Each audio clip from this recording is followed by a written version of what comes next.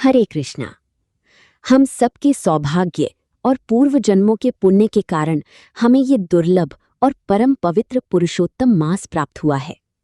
ऐसा दिव्य महीना जिसमें किया गया छोटा सा जप, तप, दान, स्नान और भगवान का स्मरण भी कई गुना पुण्य प्रदान करता है। शास्त्रों में कहा गया है कि स्वयं भगवान श्री कृष्ण ने अपनी दिव्य शक्तियां इस पुरुषोत्तम मास को प्रदान की हैं। इसीलिए इस मास में सुनी गई कथाएं, की गई भक्ति और किए गए व्रत मनुष्य के जीवन को बदल सकते हैं। तो आइए आज की इस दिव्य कथा यात्रा में प्रवेश करते हैं और सुनते हैं पुरुषोत्तम मास की अद्भुत कथा। कथा भाग 1, ब्राह्मण कन्या और भगवान शिव का वरदान। पिछली कथा में आपने सुना था कि एक ब्राह्मण कन्या ने दुर्वासा मुनि के वचनों का अनादर कर दिया था। उस भूल के पश्चात उसे अपनी अपराध का एहसास हुआ और उसने निश्चय किया कि अब वो भगवान शिव की कठोर तपस्या करेगी। वो कन्या वन में चली गई। उसने ऐसी तपस्या प्रारंभ की जिसे बड़ी बड़ी ऋषि मुनि भी कठिन मानती थी।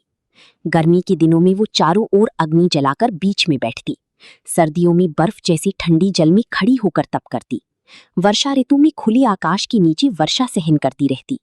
उसका भोजन भी लगभग समाप्त हो चुका था। वो केवल धुएं का सेवन करके जीवित रहती थी। इस प्रकार हजारों वर्षों तक उसने भगवान शिव का ध्यान किया। अंततः उसकी कठोर तपस्या से प्रसन्न होकर भगवान शिव प्रकट हुए। भगवान शिव के दर्शन होते ही वो कन्या भाव विभोर होकर उनके चरणों में गिर पड़ी। उसने हाथ जोड़कर कहा, हे महादेव, यदि आप मुझ पर प्रसन्न हैं तो मुझे एक योग्य पति प्रदान कीजिए। लेकिन भावावेश में उसने एक बार नहीं 5 बार पति दीजिए कह दिया।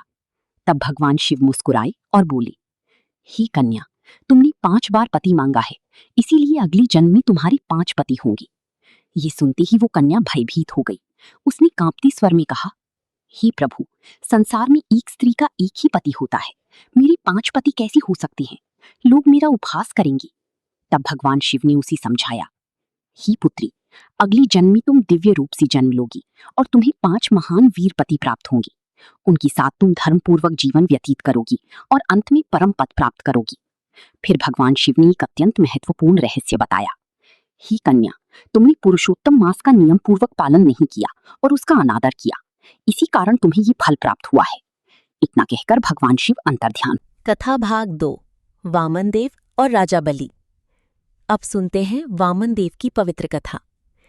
एक समय बलि महाराज ने अपनी शक्ति से स्वर्गलोक पर अधिकार कर लिया था। देवता भयभीत होकर इधर उधर भटकने लगे।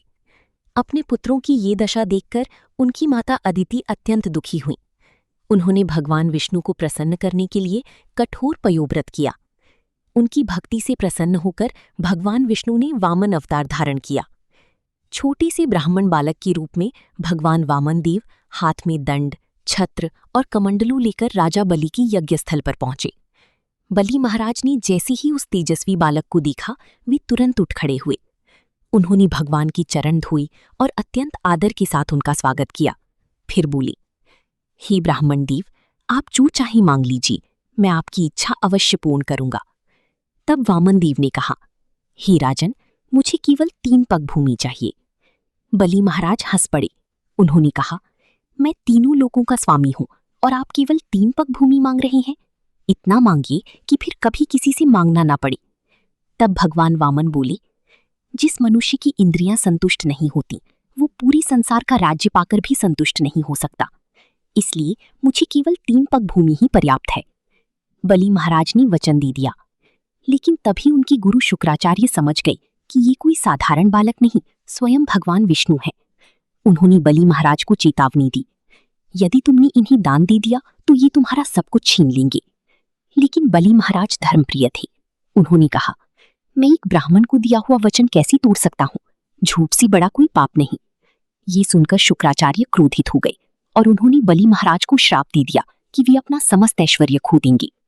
फिर भी बलि महाराज अपनी वचन से पीछे नहीं हटे। इसके बाद भगवान श्री कृष्ण के पुरुषोत्तम योग का वर्णन आता है। भगवान कहते हैं, ये संसार एक उल्टे अश्वत्थ वृक्ष के समान है, जिसकी जड़ ऊपर और शाखाएं नीचे हैं। मनुष्य मोह और इच्छाओं में फंसकर जन्म मृत्यु के चक्र में भटकता रहता है। लेकिन जो व्यक्ति वैराग्य रूपी शस्त्र से इस मोह को काट देता है और भगवान की शरण में चला जाता है, वही परम धाम को प्राप्त करता है। भगवान कहते हैं, मैं ही सूर्य का तेज हूँ, चंद्रमा का प्रकाश हूँ, अग्नि की शक्ति हूँ और प्रत्येक जीव के हृदय में स्थित हूँ। जो व्यक्ति भगवान को पुरुषोत्तम रूप में जान लेता है, वही वास्तव में ज्ञानी है। आज की कथा से मिलने वाली शिक्षाएं। पुरुषोत्तम मास का कभी अनादर नहीं करना चाहिए। भगवान की भक्ति कभी व्यर्थ नहीं जाती। सत्य और वचन पालन सबसे बड़ा धर्म है। लोभ मनुष्य को धर्म से भटका देता है। भगवान अपने भक्तों की परीक्षा अवश्य लेते हैं, लेकिन अंत में उनकी रक्षा भी करते हैं। तो भक्तों, आज की ये दिव्य कथा आपको कैसी लगी? कमेंट में हरे कृष्णा अवश्य लिखिए। यदि आप पुरुषोत्तम मास की सभी कथाएं सुनना चाहते हैं, तो हमारी चैनल को सब्सक्राइब करें और बेल आइकन दबाना बिल्कुल ना भूलें। भगवान श्री कृष्ण आप सभी के जीवन में सुख, शांति और भक्ति प्रदान करें। हरे कृष्णा।